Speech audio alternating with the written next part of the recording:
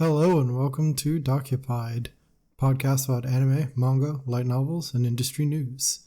I'm your host, Brandon, otherwise known as DocPay, and today we have an interview with a special guest co-host, so we'll jump right in. Boy, am I bad at starting. This is my worst part about recording, is You can I can do start it. okay. I know, right? Like, oh god, how do I begin this? Maybe this is how I would begin this. Hi, welcome. This is a unique episode of Dokupied. This episode, there's not going to be any news, and there won't be a recommendation at the end like normal. With me today, I have a special guest co-host, and that is Steiner, or he has a real name, which is... Yeah, what is it? Well, it's Andrew Hodgson, but I wanted you to introduce yourself. I know.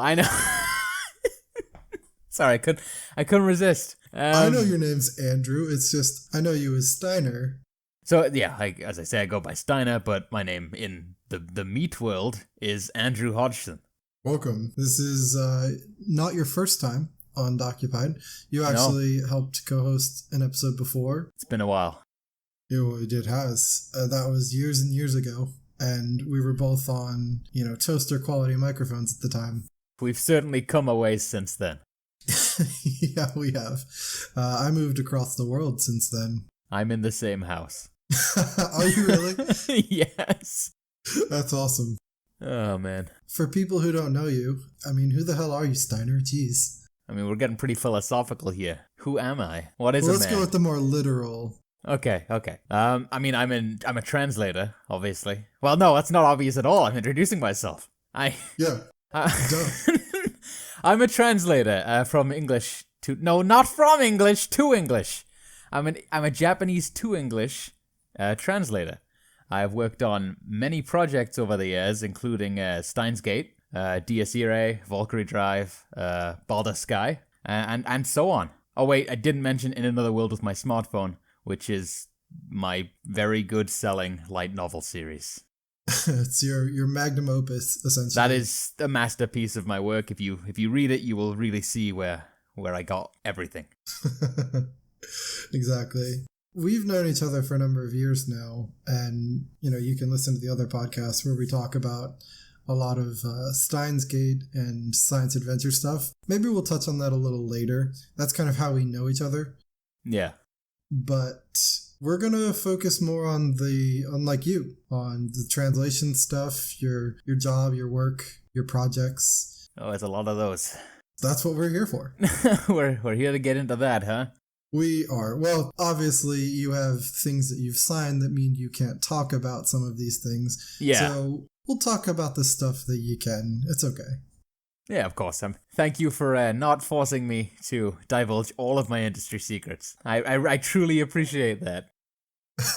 I used to work in the industry too. I didn't sign any NDAs while I worked for Pony Canyon, but I am very familiar with the concept of this information is not for sharing. Yeah, it's a minefield sometimes. It is. And when I worked for Pony Canyon on the Japanese side, I had a number of cases where they had to sit down and be like, we have an announced date for this. No information can be leaked. I hope you understand. It's like, yeah, I get it. Don't worry. I like my job. Exactly. Yeah, you want to stay tight-lipped as possible. So now that people know who you are, sort of, maybe, I don't know. You do translation. Does anyone know anyone? Truly, can anyone know anyone? For the only person who can know anyone is themselves. Yeah, is this one of those, I'm the only real person in the world, and everyone else is generated from my imagination? Solipsism over here.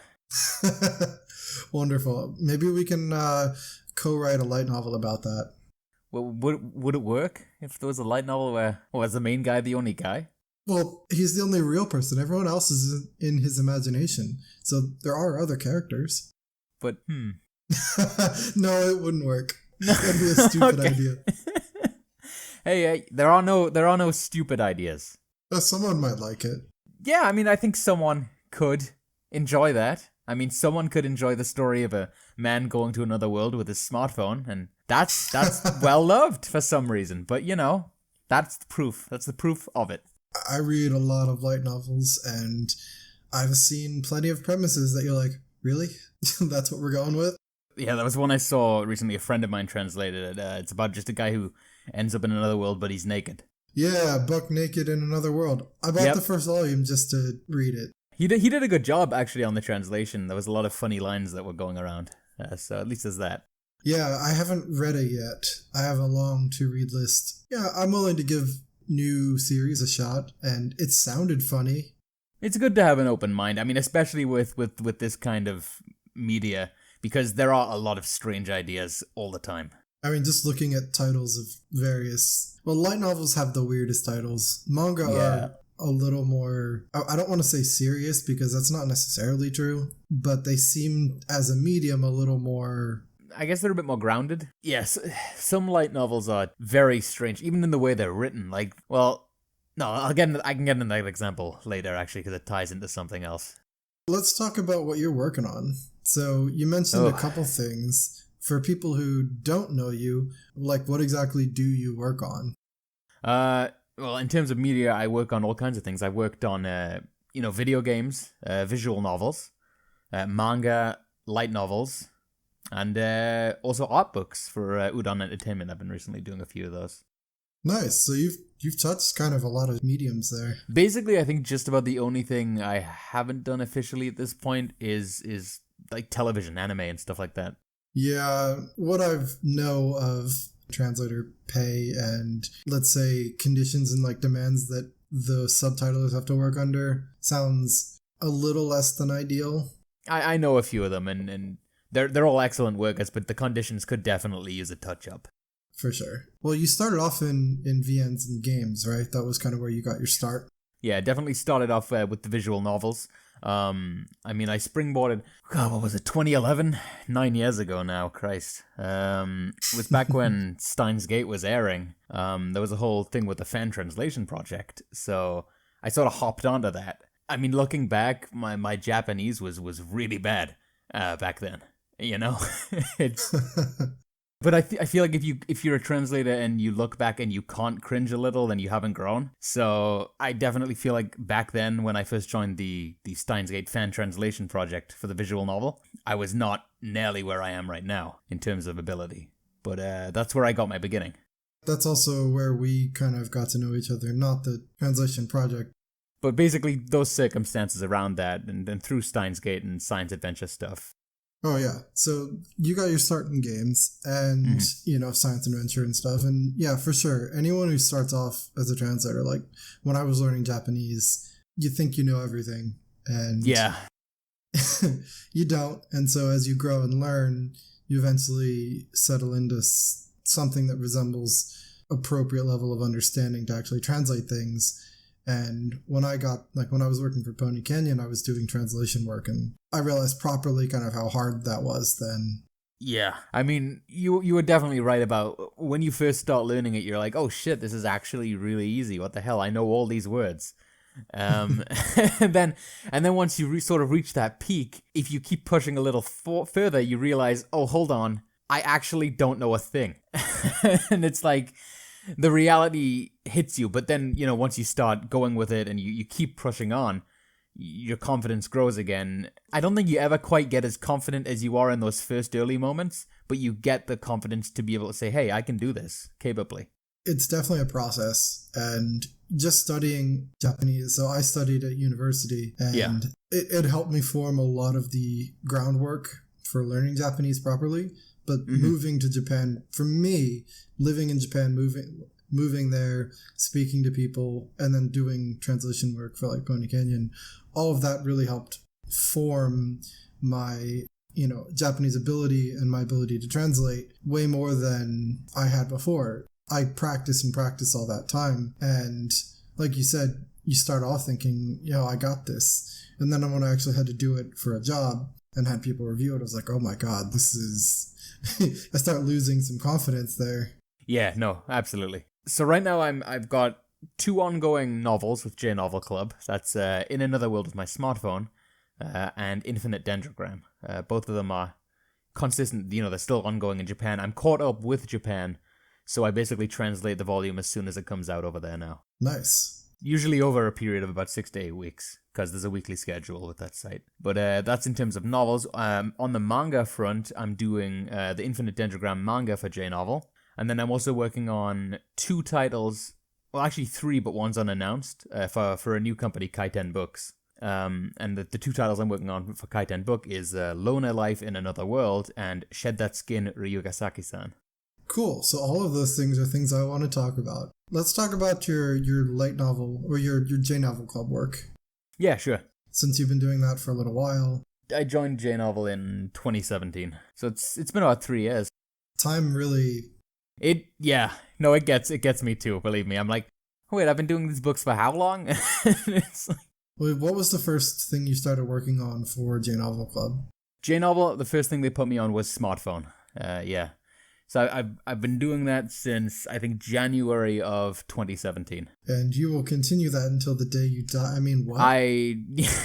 Yes, I am shackled to it. Well, it's nice that it's popular then. It is good, honestly. People like reading it, and it's not a difficult book to translate. It's actually... the Japanese is very simplistic, but, that doesn't mean it's necessarily boring to work on either. So it's pretty much fine. I just do, a set amount of lines per week, and there we go. Yeah, so how does translating light novels work for J-Novel Club, for people who maybe aren't familiar with their method? So J-Novel works on a subscription model. So they release light novels in weekly parts over a course of 6 to 8 weeks per volume. And so each week you'll get access to a new part. Now, I translate the parts on demand every week. So basically, I submit a part, 2 days later it goes live on the site, and I do that till the volume's finished. So basically, I do like an 1/8 of the book, or a 1/6 of the book, depending on schedule, every week, usually over the course of 3 to 4 days. And then I'll submit it, and then it'll go live on the site. I usually do this in Excel as well, because Excel is the preferred tool for everyone. Nice. So you translate them, and they're broken into parts, released weekly. How does the manga side work? Again, similarly, except it's bi-weekly instead of weekly. So I basically do... I find, well, because it's less... See, with the manga, obviously, it's harder to split it up, choose when to split the story up. So I tried to just do 1 or 2 chapters per part, basically.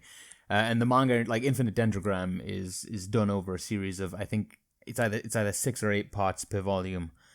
So I tried to just submit 1 chapter every 2 weeks. Although, with the case of the current volume, I just front-loaded the whole volume and dropped it on them. Okay, so it is, yeah, so that's still in parts in the same way. That makes sense. Once it's done, we get user feedback on the forums. We can fix it up, and then once we have proper QA, we have a proper QA pass, and then it goes up as an actual EPUB on Amazon and stuff. Yeah, so people who are members, either regular or premium, have access to read those parts as they come out on J-Novel Club. So they basically get the story before it's officially published. People who listen to this podcast, however many of you there are, you know that I do a lot of reading like that as well. I'm actually a member of J-Novel Club. Oh. Yeah, well, you can't read 80 light novels in a year without touching on some J-Novel Club series. True enough. There's definitely a really unique kind of community built around J-Novel Club's weekly, well, not necessarily weekly, but the scheduled part release, where they get to read it before the ebook comes out and it's included in the subscription. There's a unique appeal there to people, I think. Does that make it harder to, as a translator, to do in parts, like on a time schedule, rather than get the whole volume done in a larger time frame? It can be difficult depending on your current workload. For example, up until recently, I was juggling 3 series for J-Novel. I was doing Sorceress Stabber Orphan as well. But I recently passed that off to a different translator because while I can handle two series on a weekly schedule, 3 was definitely pushing it a bit, and Orphan has a more characteristically complex writing style compared to the other 2. So it was eating into more and more of my time per week.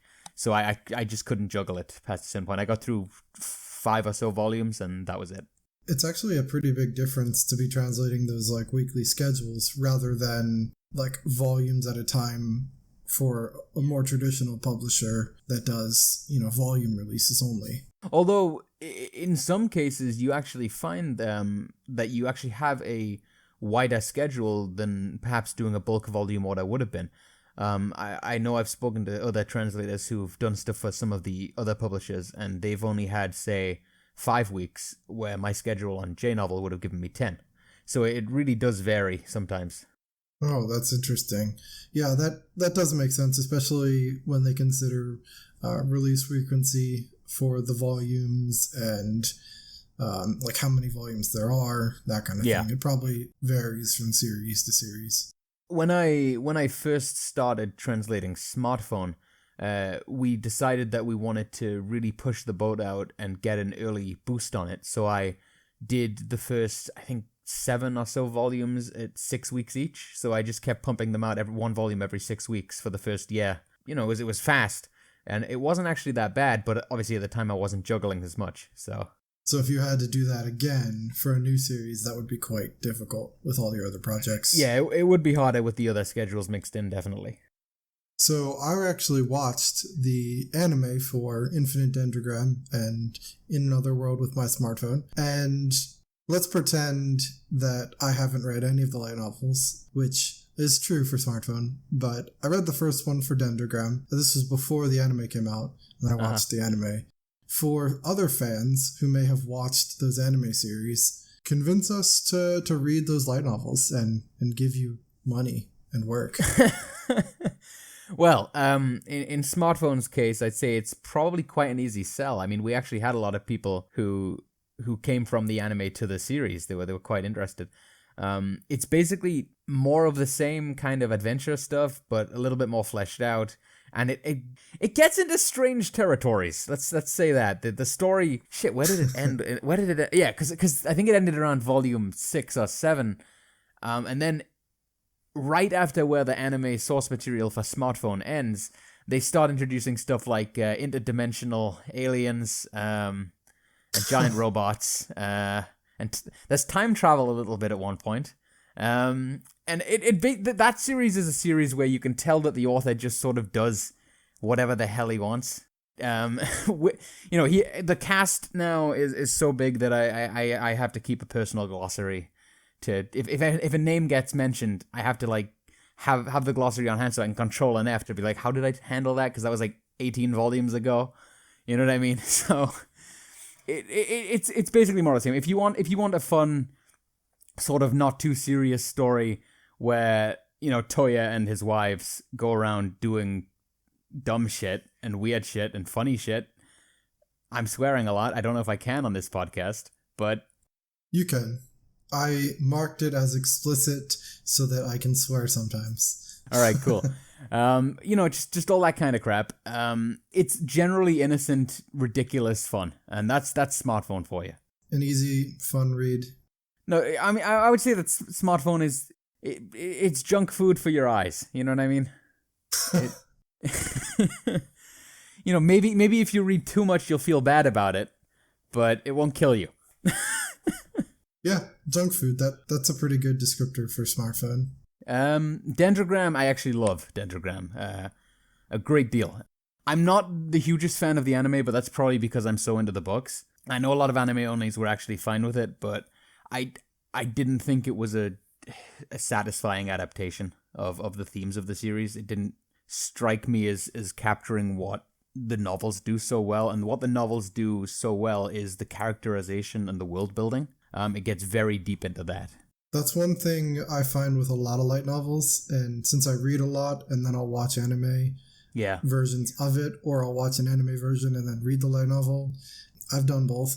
And that's one big thing with light novels, is that almost all of their adaptations cut out so much of the world building and character building for time. I mean, it's understandable. Obviously, budgets are not infinite, and you can't work with what you don't have. So obviously, if they're gonna go that way and they don't have enough money to fully adapt it, they're basically going to try their best to turn it into an advertisement for the source. There's never going to be enough time or money to go into the level of detail that a book does. Even in the West, book to movie adaptations, they're not one-to-one. They can't be.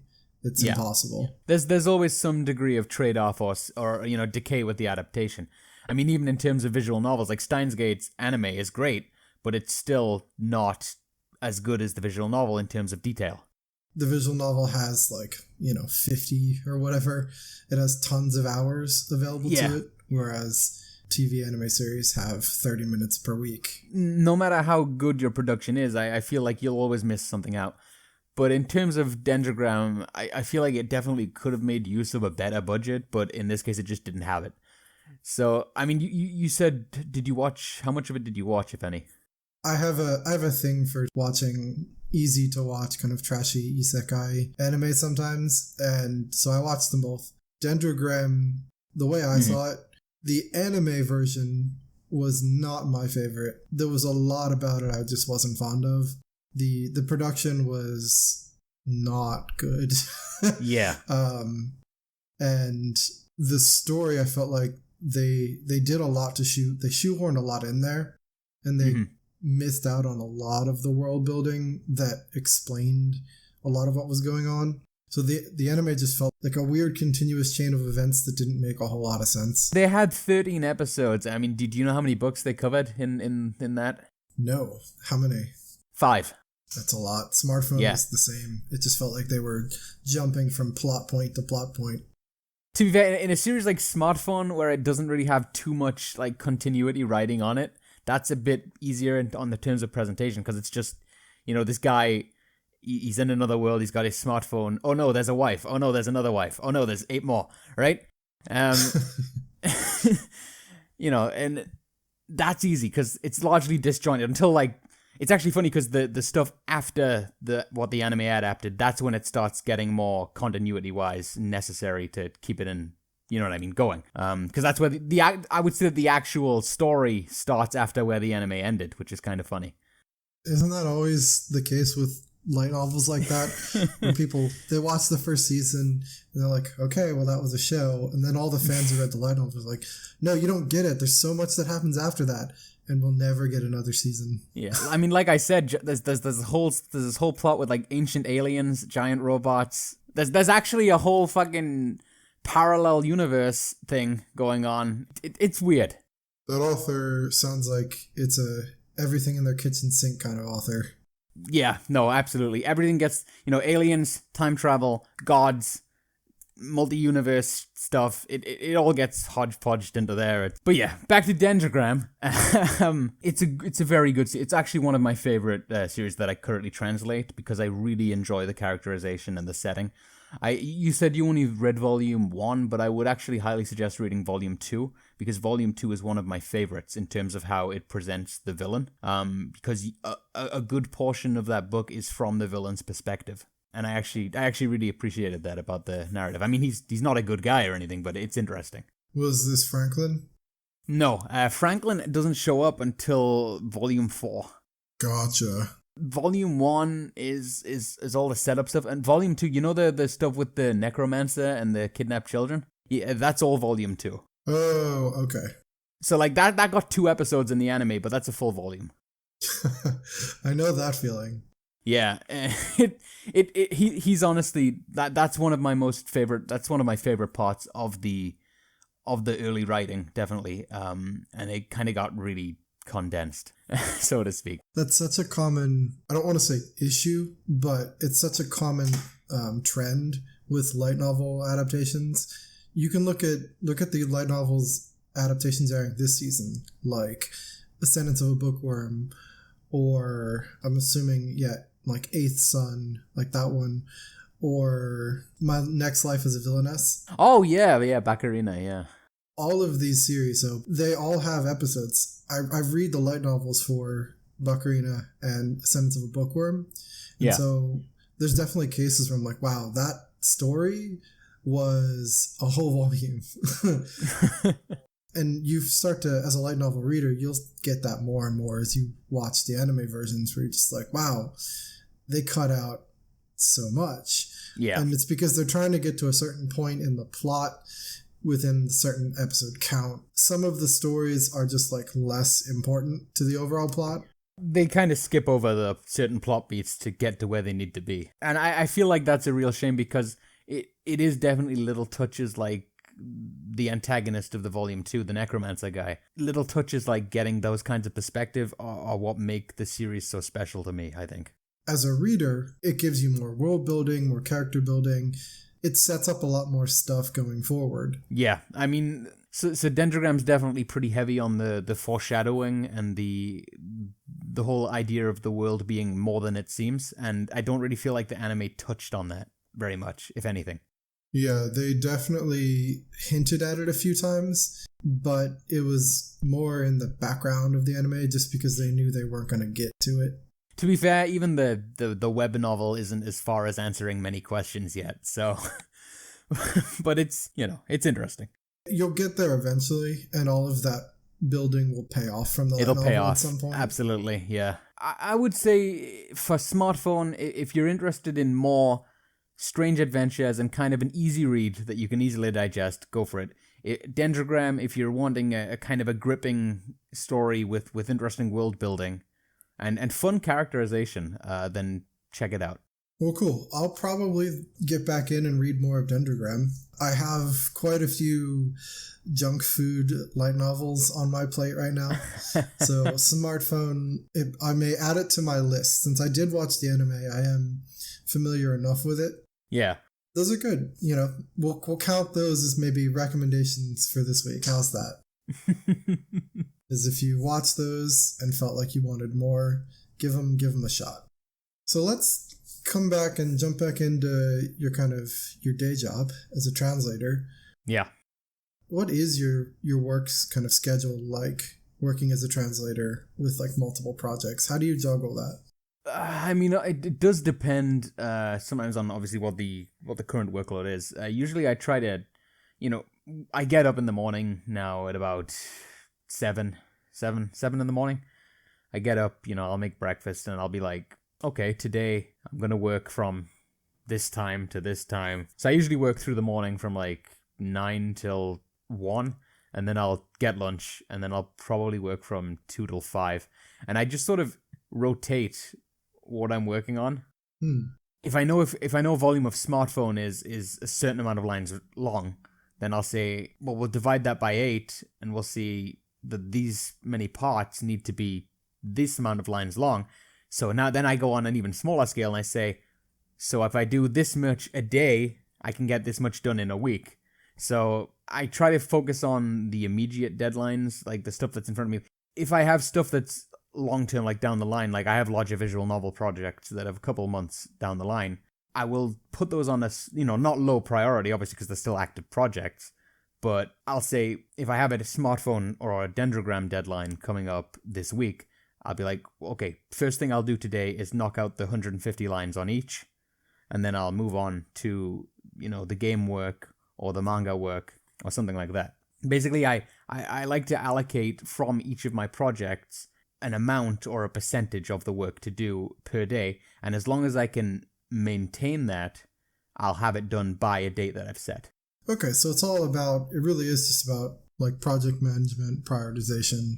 Basically have to schedule it. I mean, obviously, I'm human. I have off days as well, but sometimes I have days where I do extra work as well. But, I can't always account for like perhaps sudden illness or if I get called out somewhere to do something. Although that's less of an issue in the current pandemic. Understandably.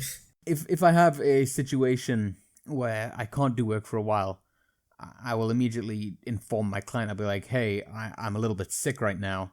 Can we push this back? Maybe, with J-Novel, I have a 48-hour delay period. If I can contact them before, like, say it's, as long as you're not taking, like, the mick, if you're not joking around and it's, like, a day beforehand, and you're like, hey, the part's not going to be here. But, as long as I give them sufficient notice, I can be like, hey, can we push this week's part back 48 hours? I need a little extra time. And they'll be okay with that. But obviously, you don't want to abuse that either, because if you do it for every part, you're basically, you've got customers who are expecting a part every week, you know what I mean? And you don't want to keep delaying their stuff.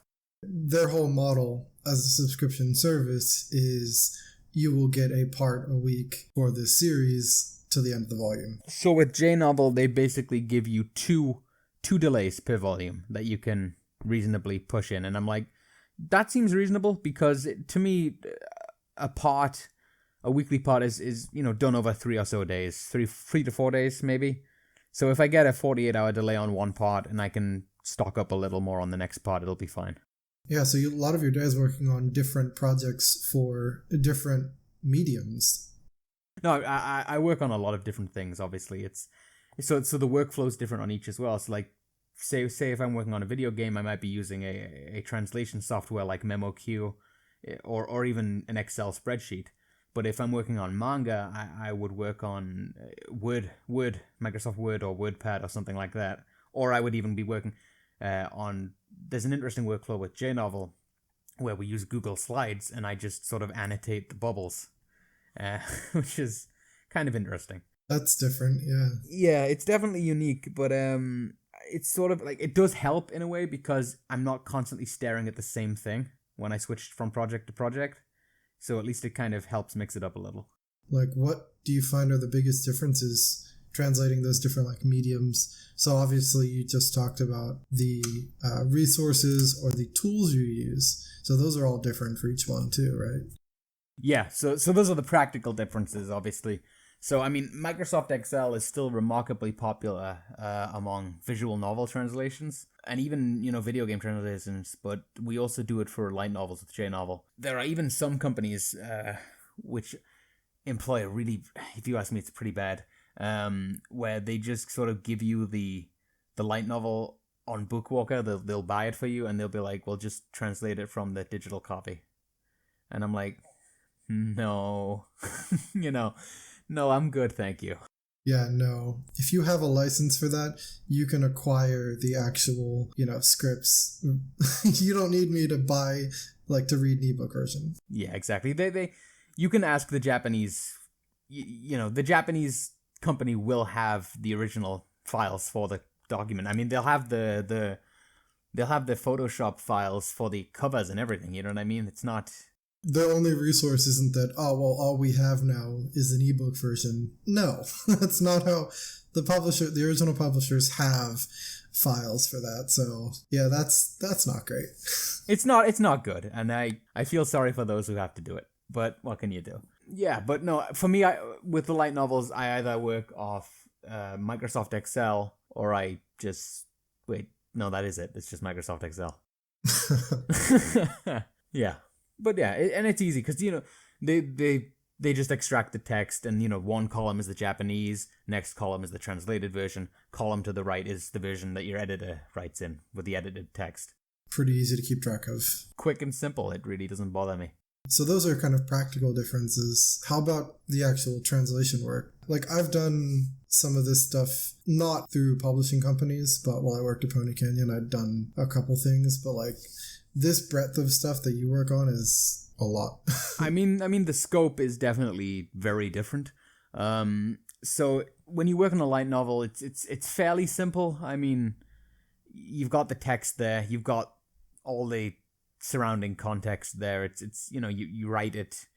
You've got the column on the left with the Japanese. You write in the translation in the English column. Bada bing, bada boom, you're done. That's it. I mean, of course, there is some issues with light novels sometimes because Japanese books often they don't use speaker tags for they don't in English books you'll have you'll have a sentence and then they'll say said the character's name, but in Japanese you'll often just have a whole string of spoken sentences and nobody is denoted. Nobody is listed as who spoke. So that's why you've sort of got to get used to the speaking styles of the characters so you're absolutely certain that they did say that. Reading a number of light novels myself, there are so many cases where light novel authors, they're not writing, high literary prose or anything here. A lot of them have trouble because a lot of them are newer authors as well. Yeah. And so they have trouble with character voice in the Japanese. And when that gets translated, you have a whole string of dialogue. And a lot of times, I have no idea who said what there. It can be hard to wrap your head around even as a translator sometimes. It's why I know some translators like to add speaker tags, to make it easier for the English audiences, which I think is good. I don't do that in smartphone because I didn't at the start. And then I was like, well, if I started now, it would be a bit strange, wouldn't it? So But I do that in Dendrogram. I add little notations as to who's speaking and who's thinking. But I feel like with smartphone, at least, there are so many characters that the author got pretty varied with the voices, and I feel like I've sort of brought that along well enough at this point for people to know, which of the many wives is saying something. Nice. So at least there's that. But yeah, so obviously there's an issue of character voice there, but then if we take it to manga, it becomes immediately easier in terms of writing the dialogue, because you know who's saying what immediately, because the bubbles are pointing at their mouths. And it's like, but manga actually has a whole host of other problems. I wouldn't necessarily call it a problem, actually. It's more of a time-consuming issue. So if you have a manga that's heavy on sound effects, that's going to eat up the bulk of your work. Yeah. Like, I could blast through a volume in, like, no time. I work on volumes pretty fast, pretty decent pace, but I can get hung up on a sound effect for, like, 10 minutes per little friggin' thing, Sound effects are incredibly hard to research as well. They're incredibly hard to find because some authors use there's some standard sound effects that you kind of know or can look up, but there are some that you're just like, what is this? And the author may have just made it up. Sometimes the author completely makes up a strange sound and you're like, and then depending on the style guide of the company, you can either just transcribe that sound in Japanese syllables, or you have to sort of figure out a way to approximate that sound in English as well. You know what I mean? It creates an area where there's room for a lot of thought depending on your instructions. Sound effects are my least favorite part of doing anything with manga. I will agree on that front, absolutely. I'm thankful that Ryogasaki-san and this unannounced project that I'm working on don't have many sound effects at all, so I can actually get through them quite easily, and they're actually very fun. But Infinite Dendrogram and Lona Life, their manga are full. They're full of sound effects, and the artist, like different artists. I mean, Kami Imai does the Infinite Dendrogram manga, and he's great. He's a legend of the industry, but he uses too many sound effects, and they're often very poorly written, so they're hard to make out. Yeah, the old actual hand drawn sound effects. It's chaotic. It comes up in Lona Life as well. And the Lona Life also is hand drawn, and you're like, oh, I love it. This page is got a lot of action to it, but I can't read it. You're just like, what is that supposed to say? Because it's intermixed with the actual art. So it can really sort of disrupt my flow. Like, I can get a good flow going where I'm doing a good amount of pages per hour, but then I can get stuck or hung up on one sound effect that will just stump me for like the rest of the day, maybe. You know what I mean? And it really just sort of, it's a big hurdle in the path, and I'm like, oh, well, shit, what do I do now? Yeah, that's a big difference from light novels where it's just pure text. There aren't sound effects. There's nothing in art to interpret. Yeah, so when you have the pure text, you can just keep plodding along, even if it gets kind of boring, or if it's sort of a slog to get through, you can just slog through it. But when you get stuck on a sound effect, you're like, well, I need to get this right. It can have you sitting there for a while, and then you can sort of look at it, you might tilt your head, and you're like, oh, wait, that was actually a really simple one. I can imagine sometimes if you're in the zone or you're focusing, you're not necessarily looking at the artwork. You're focused on the translation and the word. Yeah. And then you're like, what is this sound effect? And then you like take a step back and look at the page and go, oh, he's doing a thing. Yeah. It does happen from time to time. So I would say that's probably my biggest hurdle when it comes to manga. Oh wait, manga. So Lona Life, the biggest. I would actually say that the sound effect is the second biggest in Lona Life, because each volume of Lona Life has a bonus short story written by the light novel author at the end, around 5 to 8 pages in length, and it is the longest 5 to 8 pages in the entire volume. Just lots of like references or something? No, it's very hard to put into words how frenetic and bizarre the writing style of the original author is. Because Lona Life is an adaptation of a light novel that has very mixed reviews on Amazon JP. The manga is actually being very well reviewed because everyone's like, now I can enjoy the story without the writing getting in the way. That is quite a review. It's interesting to say the least. Let me just say that I'm glad I'm on the manga and not the light novel. I don't know if the light novel's been licensed, but if it is, my thoughts and prayers to whoever's assigned to it. See, that's one thing about light novels is, like you said, a lot of them have easier prose to deal with. But there are some out there that do not. The Monogatari series, my hat's off to the translator. Oh, yeah, absolutely. But no, I would say to the Loner Life, the light novel, it's not very friendly to a reader or a translator. So I'm quite glad I have the manga to deal with, because most of the storytelling's done through the visuals anyway, which is great. And he sort of skips over the... I tried reading Volume 1 and I couldn't get through it. So what's your favorite medium to translate or work in, usually? Do you have a favorite? Honestly, it's hard to say. I really like video games. They're fun, they're interesting, and honestly, Okay, hold on. I gotta go back to, you know how you were saying about the differences between the mediums? I have to bring up video games for a second. Okay. Because video games are often very fun and rewarding to work on, but character limits. In the software. Yeah, so when you're on a light novel, you can write as much as you want. It's completely fine. When you're on a manga, you're a little bit more constrained because of the bubble size, but it's not so bad. If you're on a video game like the current project I'm on, I can't talk about it yet, unfortunately. It is 24 characters to a line. That's really tight. Yeah. Now, you can transmit a lot of information in Japanese in 24 kanji. Yeah, I mean, looking at the difference between Japanese Twitter and English Twitter. Exactly. But when it comes to putting that in English, so the thing is with professional game translation, if you can't find a software workaround or at least some way to add in line breaks or something like that, you have to often compromise and create quite a lot of loss of information in order to get certain things across.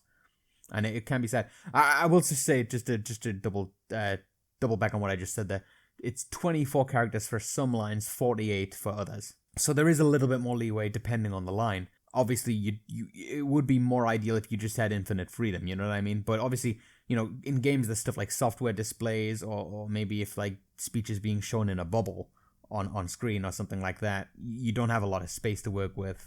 These are hard limitations, whereas as light novels, like you said, it's just words. It's malleable. It's a book. You can make it longer if you want to. But games, so it can actually be quite the struggle to figure out. Well, now I know what this line says. I know how I would translate it unrestrained.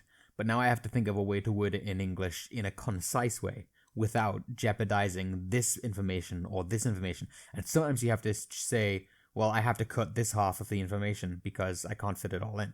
Makes sense why a lot of game translation that you see. For example, I play a smartphone game, Dragalia Lost, and I play with the Japanese audio because I can understand it. But I play with the English interface, so I get English translations. There's often a distinct mismatch there. As someone who understands both languages, I actually completely understand sometimes where those differences are coming from. Yeah.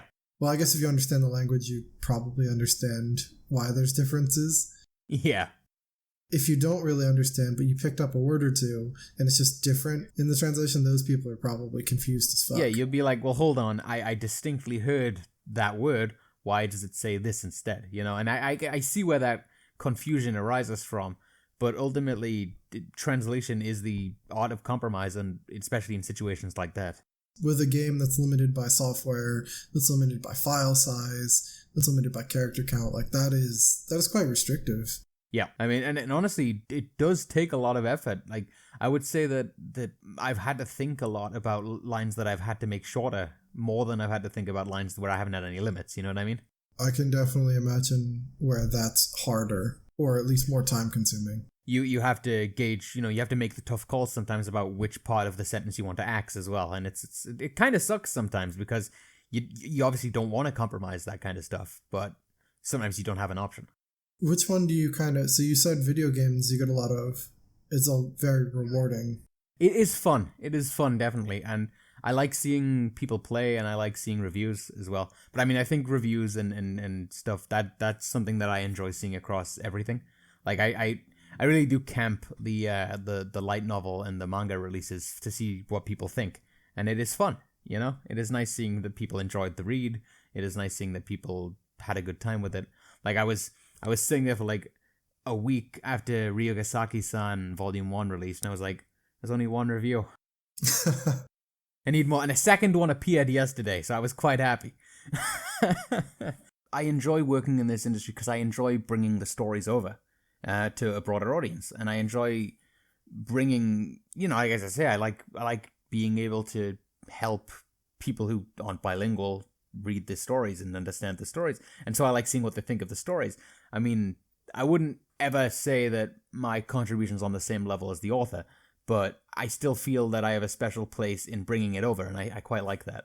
I mean, you did. You had a hand in making this work accessible to a new audience. And it feels nice, definitely. But in terms of which one I like the most, I really do like manga a lot, but I've only sort of recently gone into it. It hasn't really been a big thing for me in my career. Like, my career has mostly been built on light novels and games, and manga is a more recent venture for me, but I have been really enjoying it quite a lot. But I need to sort of gauge whether or not that's the honeymoon period or if it's actually how I feel, Sound effects can go to hell. They can burn, but it's still fun. It's still fun.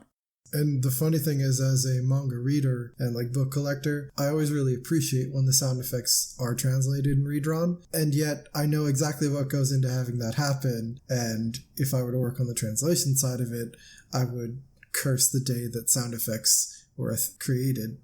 Oh yeah, each volume of manga with fully translated sound effects is filled with the screams of all of its workers. So it's much appreciated from a manga reader, but I totally get where you're coming from there. Art books as well are quite fun to work on. Right, art books. Yeah, you mentioned that. How much actual text and translation goes into that? It definitely varies. Like the Dragon's Crown art book, which I did for Udon last year, that didn't have like a ton of text in. A good portion of the text in that was actually pulled from the game directly, so I just had to consult the actual game. But then other parts like descriptions and designer notes and stuff like that, I had to do from scratch. But then if you compare that to the Shigenori Soejima Persona art book, which I did as well, that had like a massive long-form interview with the P Studio art unit, and that was a lot of text. That was like 6 very big pages of text all about the artistic process and stuff, and that was hard. But most stuff in art books is just sort of, you get a big page of pretty art and then there's a tiny little line of text in the bottom right telling you like, this appeared in this magazine in this year, and that's easy to go through. But then when you've got stuff like interviews or more detailed annotations, so like the Hatsune Miku art book that I did for Udon as well, Kei's illustration works, that was basically just a book full of lovely pictures of Miku, tiny little annotations saying like, this year, this book, Snow Miku, Sakura Miku. That was great. That was easy. Very easy paycheck. But it can vary, definitely. There's another art book that I was on. It hasn't been announced yet, unfortunately, so I can't say anything. But I wanted to pull my hair out and cry. Just lots of like interview text or... No, it was... So this series has like 200 plus characters in. No, it was like 800 plus characters in. And there were small profiles and likes, dislikes, and little introductions for all of them. Some of the few things I've done as a translator professionally when I worked for Pony Canyon were generally booklets that came with Blu-ray releases. So they had interviews and character profiles, and it's all that same stuff. So I actually have experience doing that, and boy, is that stuff tedious. Yeah, I had to do like 800 of them, and it was rough. That is incredibly tedious. It's mind-numbing. See, that's the thing. I like working on easy things because they're fun, they're breezy to get through. I like working on hard things because it's satisfying to get through a challenge, but I do not like tedium. If you work on something and it feels like it's a slog to work through, if it feels like you're barely budging or making an inch on it, it's not that's my least favorite kind of work, when you get stuck through something and you're sort of wading through a bog. Character profiles are definitely that, because that's not rewarding to translate. It's interesting. I learned some kind of cool stuff that I don't remember right now, but... Well, with 800 characters, you're not likely to remember them. it was a big cast. It was a very big cast. But that should probably get announced soon, I think. It was a pretty big project. Yeah, look, I'm actually looking forward to seeing. They send me comp copies of the art books that I do as well, and it's nice to have them in my house. And I'm like, oh, I'll open it up. Oh, there's my name on the little page. It's nice. It's satisfying. We've talked about the manga you work on right now for Yes. Kaiten. So you started working with this new publisher. So Kaiten is a new publisher. They're doing manga. How did that start for you? How did you get in on that? What's the story there? So Kaiten Books is as you say, it's a new publisher. They're primarily focusing on manga. The founder of the company is a friend of mine that I met in 2018, I believe, at Anime Expo. He's a fellow translator, and he wanted to get into the publishing and licensing side. It was kind of funny. He told me that he got into the industry because he saw my Twitter. Really? Yeah. So that was kind of a humbling moment for me, if you know what I mean. It was really nice. He's a really, really great guy, honestly. So he gets into the business, he starts doing light novels, he starts doing a couple of bits of manga here and there, stuff for other companies. But he worked with this one company that he really didn't like the direction of. So he kind of just splintered off and was like, you know what, I'm going to get a little bit of investment here, I'm going to get a little bit of backing, and we're going to try to do a manga company. And he brought me in to spearhead the first 2 titles, and I've got this 3rd one coming as well, because we get along really well, and he trusts me as a translator, which I really appreciate. And basically I'm now sort of in on the ground, sort of the ground floor of the company, working, pushing out their titles, and I see a lot of room for growth in the company's future. It's definitely promising.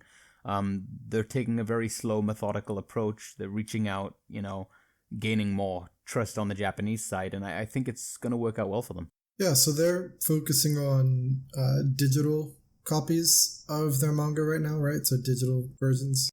They will be putting out print releases as well. After a small period of time, obviously the corona outbreak has sort of slowed down certain plans for physical releases. For example, Lona Life Volume 1 would have been getting a physical soonish, I think, but it's been a bit delayed because of the virus. Yeah, that makes sense. Any kind of production like that. Virtually all publishers announce delays to their print lines. Yeah, exactly. But I mean, Ryogasaki-san Volume 1 will be getting a physical as well. I'm not entirely sure about the next title. That's going to get announced pretty soon, actually. But I'm pretty sure it'll have a physical as well. Would you say that the physical, so in comparison, J-Novel Club does physicals based on digital sales or, predicted like anime, circumstantial stuff like that as well? Is it similar for them? I think with J-Novel, they have to be a little bit more selective, or at least they did at the start, about what they were going to print, because printing obviously incurs a much larger cost. And I think physical sale potential for light novels is lower than physical sale potential for manga. I think in the current market, definitely. Yeah, so I think Kaiten will definitely pursue physicals based on interest, but I think it's an easier call to make because it's a primarily manga-based company. And getting a manga on a shelf somewhere is a pretty good way of garnering interest or getting someone to see it. I think manga, if you have the right kind of marketing, you can definitely sell manga well on a digital storefront. But I also think that manga has a better market chance in physical stores. It has a longer history in physical stores as well. Light novels are so new. I am of the opinion that people like physically reading manga. People like physically holding manga. Like, you can read scanlations. A lot of people read scanlations and, digital copies of manga. But a lot of people I've spoken to often ask, when is the physical version coming out for a certain title? You see that a lot. And as a collector, I can't, we're on video right now and we're in my living room. But if we were go to my room, I have 6 shelves worth of manga and light novels and stuff. So I'm a huge physical collector of books, and I've only recently started accepting buying ebooks for light novels. And it essentially is because J-Novel Club forced my hand. If I wanted to read something, I had to buy the ebook. And then I realized I could read it a little more easily from everywhere. And it's definitely helpful, yeah. I would say, yes, in a sense, the corona has actually driven up sales of digital in terms of manga and light novels alike because everyone's indoors, everyone's stuck at home, so they're all kind of reading more, which is quite good for sales, but obviously not for public health. Well, yeah, of course. Yeah. So that makes sense. With manga, then, like you said, it's a lot easier to justify a print release. We have a longer history of buying physical, and people tend to definitely want, like a lot of other companies are doing kind of digital first attempts. You see that with Kodansha is a big one. They do like a digital first, and then maybe they'll come out physical later, or they just do different schedules. Seven Seas does that quite a bit, where they have a digital release schedule with a print release schedule. So it's becoming quite common.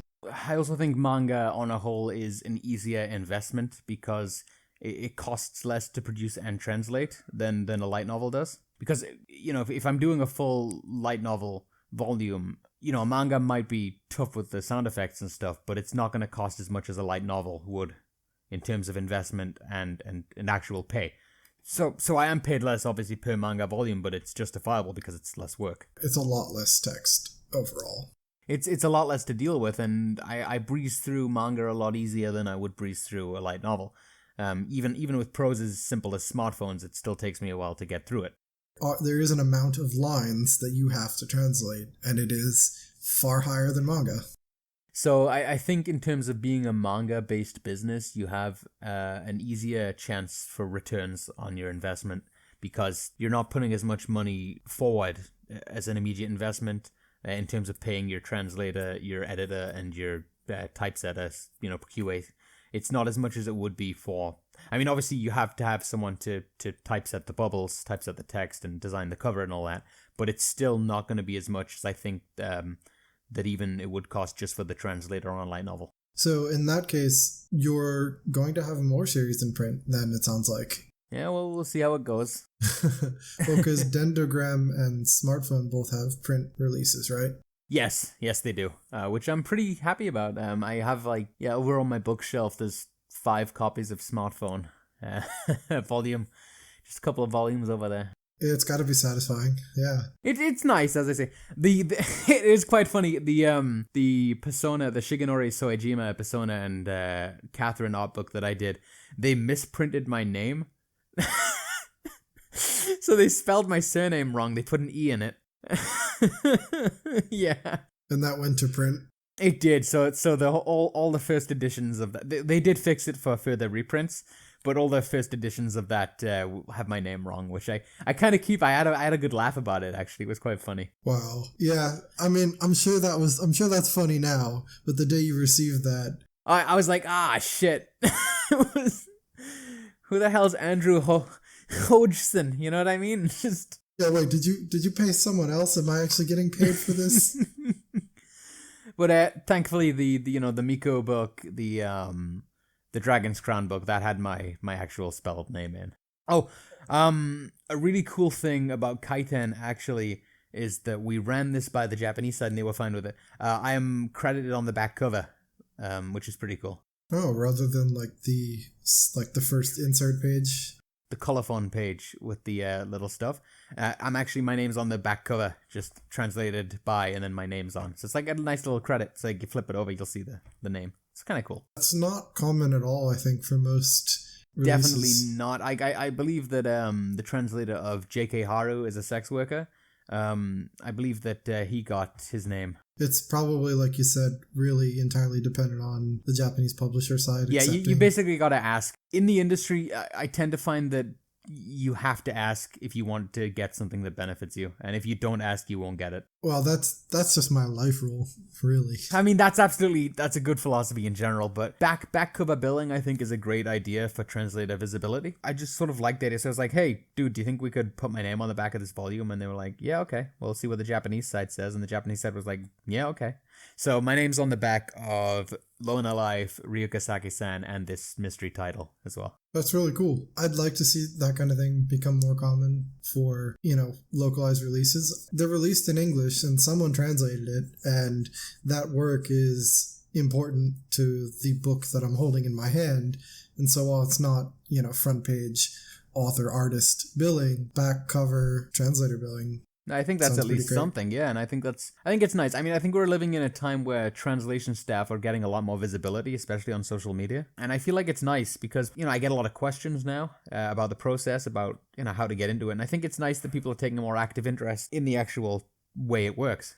I can see how that has its benefits and undoubtedly has some fallbacks. Yeah, I'll say. Anytime you have and give people more access or insight into how things work that they didn't know, it's great for transparency. But if you look at, for example, the video game industry with devs being more open about their development process, that can create some nasty backlash. Oh yeah, it can frustrate. So I imagine you get both sides of that coin. I get a lot of bad stuff. Like, you should see there's a lot of questions that I don't answer. You know what I mean? To be fair, I've been used to it for a long time now, for quite a few years. I mean, I get a lot of vile comments. I get a lot of general nastiness, so to speak, and I think a lot of people get that too. And I'd like to say it comes with the territory, but at the same time, it shouldn't, if you know what I mean. Like, I feel like being in this creative field and being a translator shouldn't automatically make you a target for people who may or may not have a chip on their shoulder. Bit weird that people do that. Yeah. It always turns into mudslinging, and I'm not interested in that anymore. So I like to focus on the positives of my career. I like to focus on raising up others who have done good things, or have made interesting ideas, and I like helping people sort of get a leg up into the industry. I shy away from the negative stuff because I prefer to focus on positive activity now. That's definitely a healthier mindset. One thing I wanted to ask you about was, what are you watching, reading, playing that you aren't working on?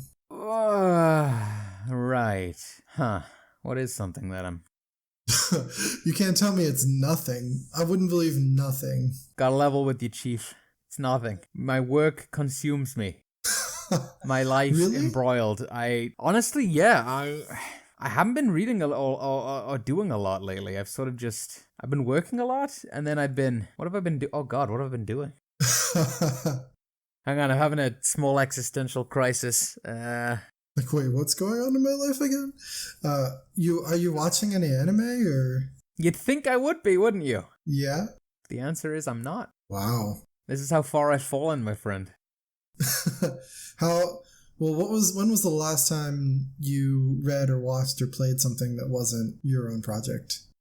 Well, you were playing like Animal Crossing, right? Oh yeah, shit, I was playing Animal Crossing. I've been playing Animal Crossing lately. That's been pretty fun.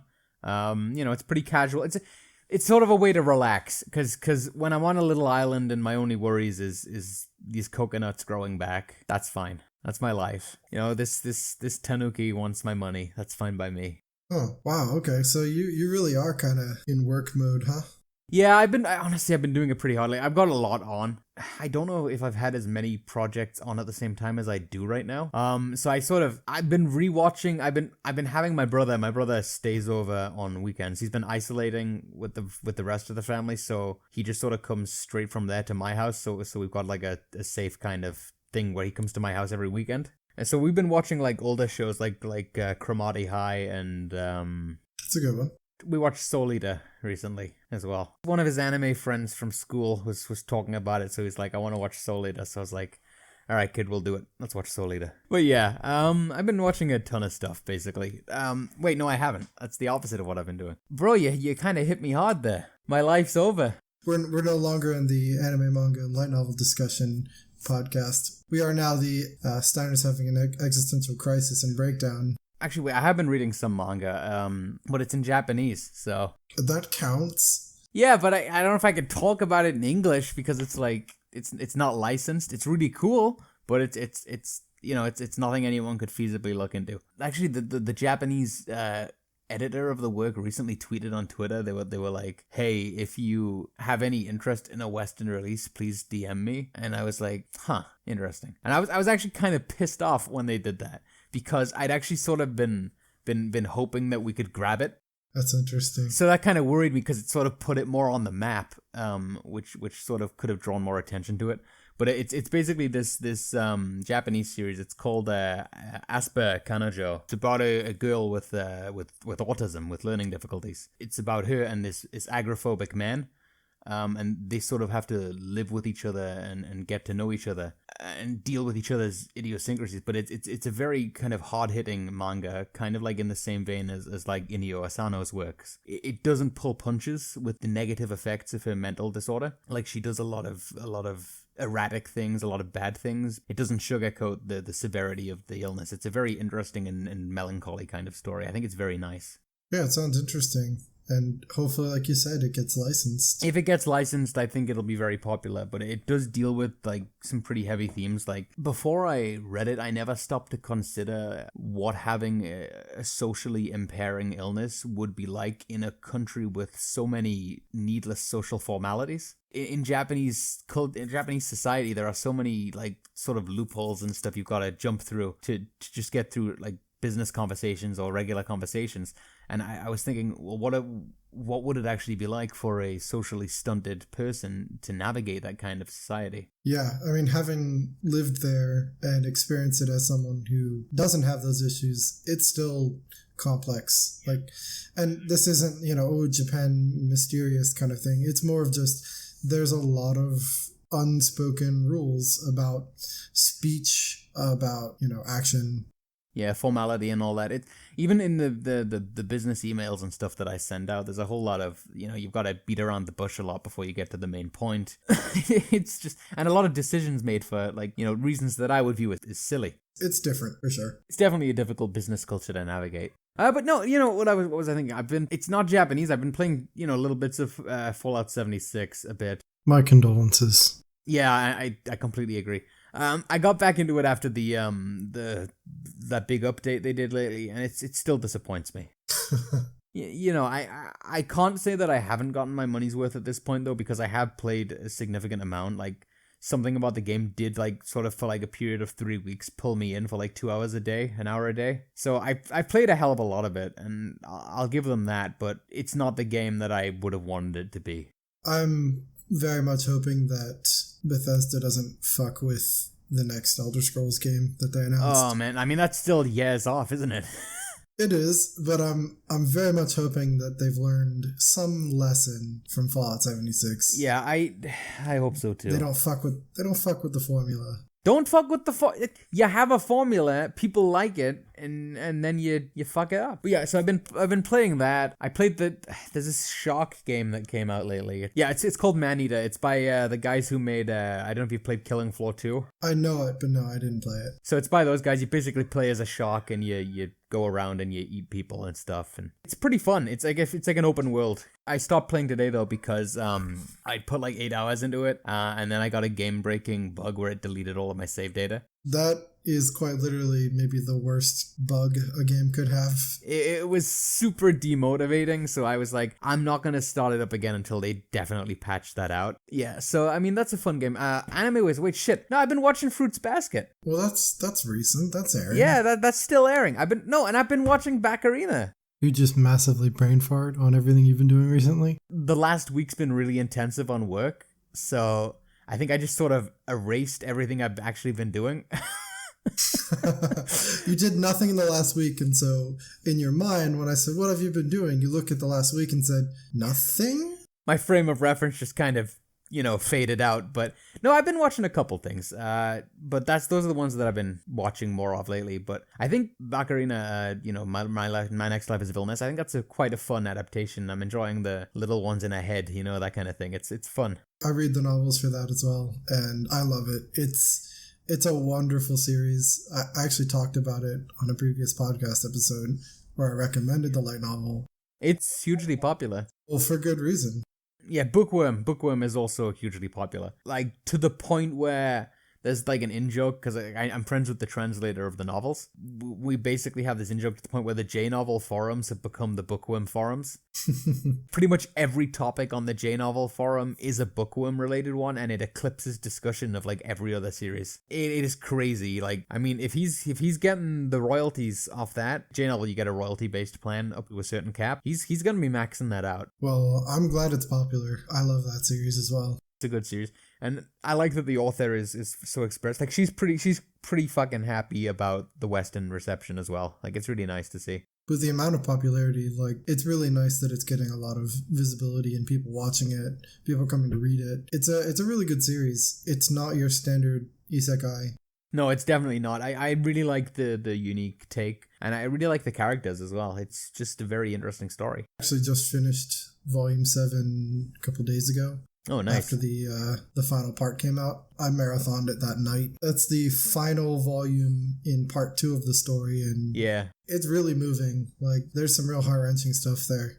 Yeah, I mean, I gotta say major props to the translator, Quoth. He is big time. Like, that, the source material isn't easy. There are some really bulky books as well, and he's doing a great job. No, there definitely are. I've actually seen some of the original, and for my own enjoyment, I prefer to read it in English. Yeah, that's fair. There's definitely some books where I'm like, I could read it in Japanese. It's light. I don't care. But there are some series where I'm like, there's going to be a lot of work to read in Japanese. It definitely does like that. I mean, even in my case, ease of reading, I do prefer to go through my games in English sometimes. I mean, I'll put on the Japanese voices in a game, but I'll still maybe have the English text or interface. I did that in Fire Emblem Three Houses because I wanted to compare the translation to the spoken lines, and it was actually very liberal in quite a few areas. It was quite interesting. I do that most often as well. If there's voice, I can understand it perfectly fine, and I'll just toss on the English text.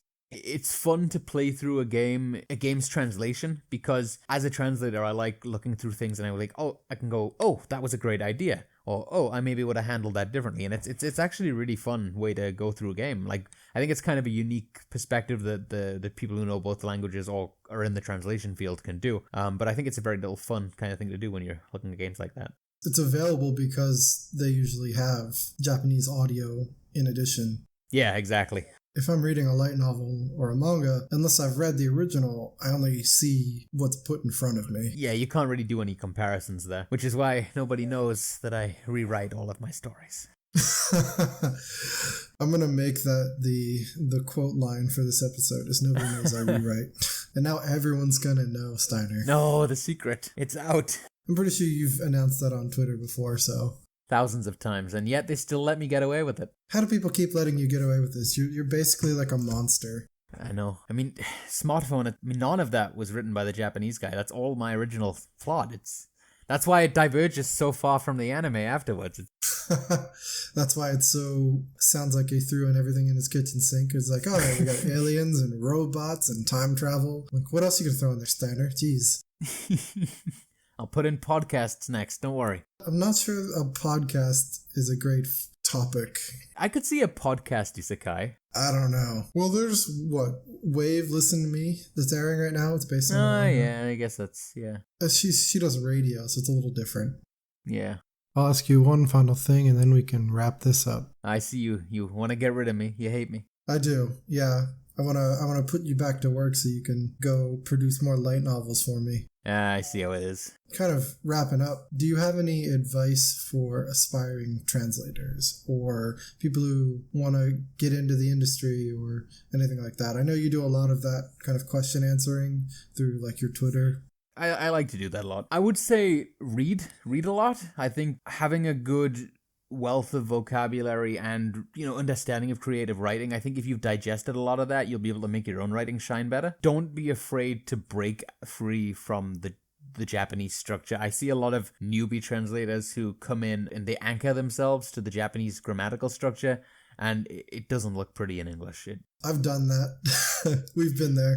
I've done it too. I think it's an early hurdle, but I feel like one of the most important things you can do is not be afraid of writing in your own expressive way. As long as you're true to the meaning and the intent of the original text, then as long as you bring that through, then don't be afraid to write. Because, some people will say it isn't.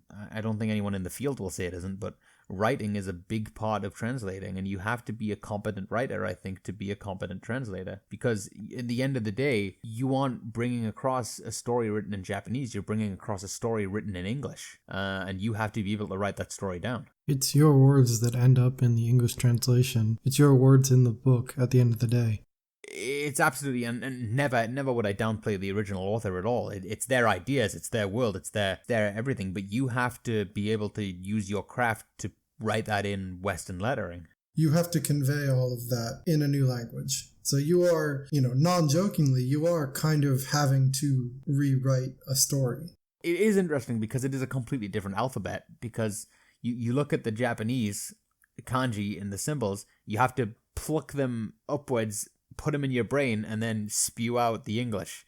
And it's an interesting process, but you can't let yourself be fully shackled to the structure of the sentences. You can't let yourself be not even like fully shackled. Like, don't shackle yourself to the exact words that are used either. You know what I mean? If you want to localize, you have to sort of bring across things like expressions in Japanese. You don't want to do them literally. You know what I mean? Like that they say dogs and monkeys over there. Over here, you would say dogs and cats.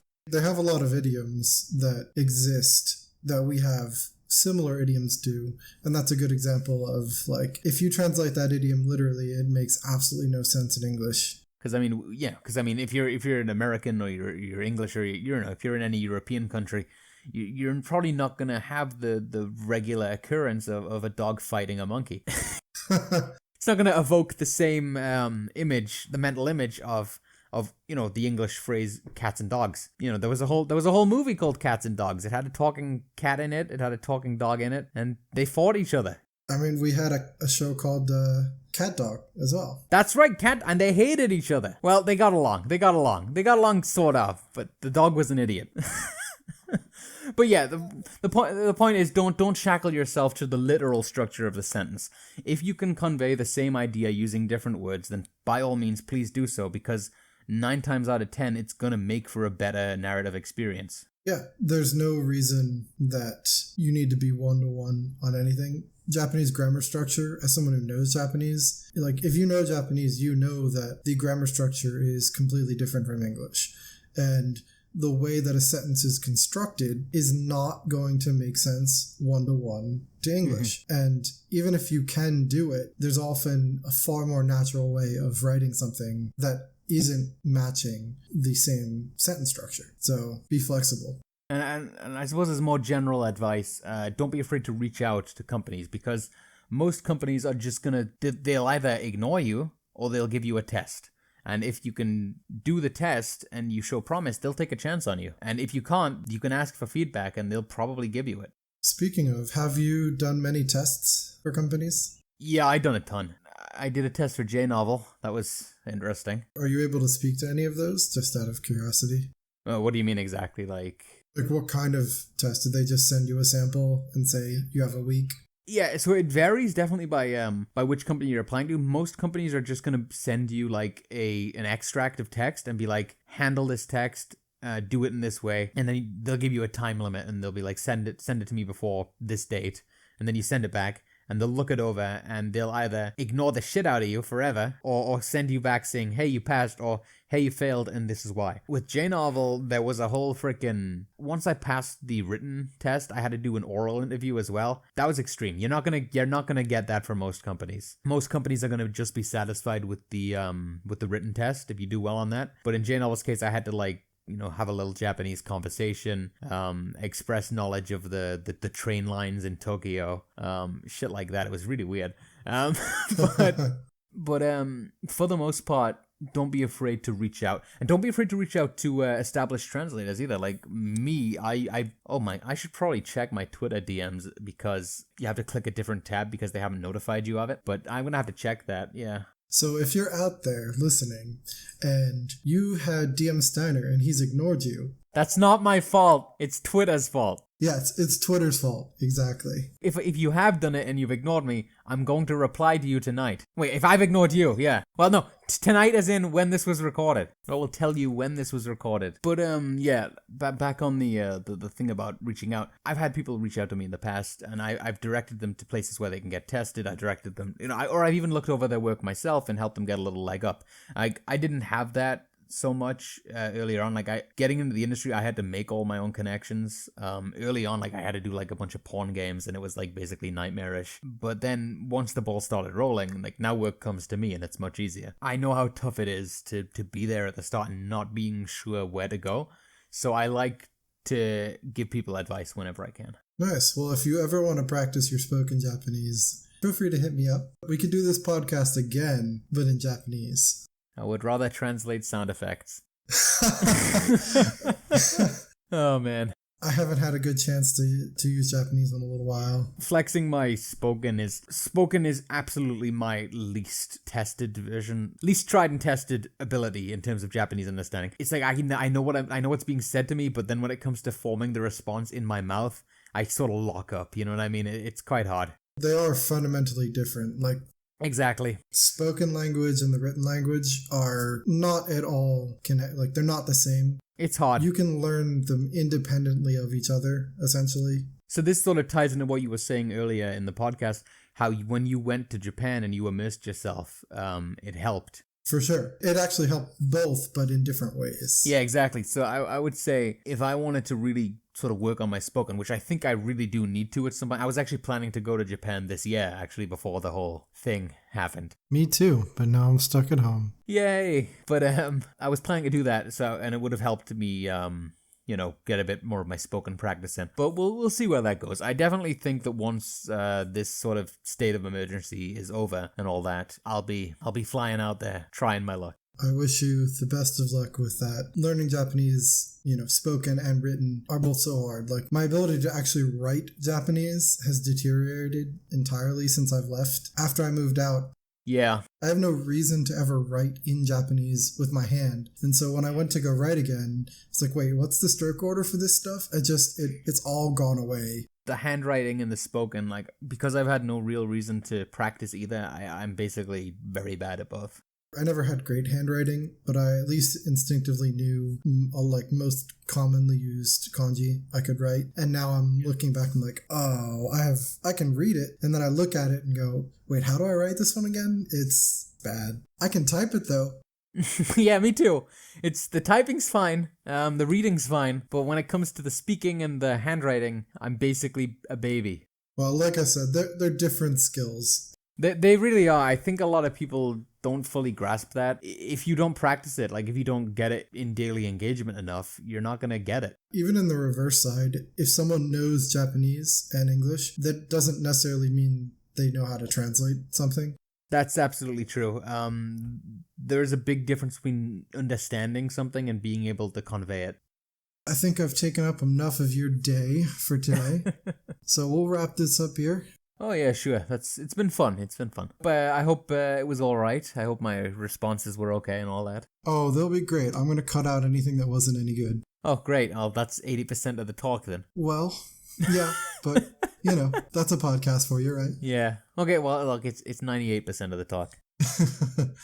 Well, thank you so much for coming on and recording another podcast with me. It was a pleasure. Yeah, I'd love to obviously do this again sometime. We can always now refer back to the who the fuck is Steiner and what does he do?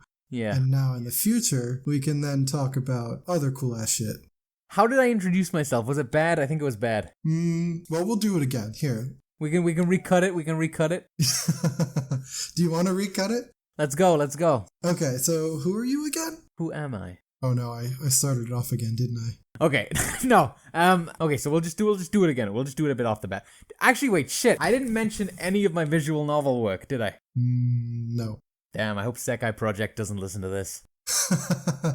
Well, in this closing then, let's you can give me all the stuff you're working on and plug your stuff. Let's do it. So they'll be in here. How's that?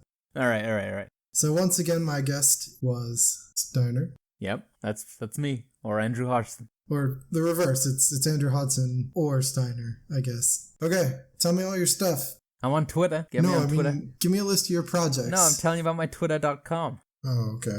I'm telling you my projects, yeah. Okay. So my current projects, as I say, I'm working on the novels In Another World with my smartphone and Infinite Dendrogram for J Novel Club. I'm working on Lone Life in Another World and Shed That Skin Ryukasaki-san for Kaiten Books. I'm working on the following visual novels: Rewrite Harvest Festa, that's for Sekai Project, and Hello Lady for Nekonyan Soft, as well as for a couple of other unannounced projects covering manga, art books, and video games, to be revealed soon. If you were expecting any secret reveals on this podcast, you were going to be let down. Sorry. Yeah, I'm sorry. I can, in fact, reveal one secret project, is what I would say if I were able to, but I am, unfortunately, restrained by the non-disclosure agreement. It's totally cool. I didn't bring you on to share any secrets. I just wanted to shoot the shit and catch up with the friend. He's trying to wheedle secrets out of me. It's his little game. He's a little mole. That's what he does.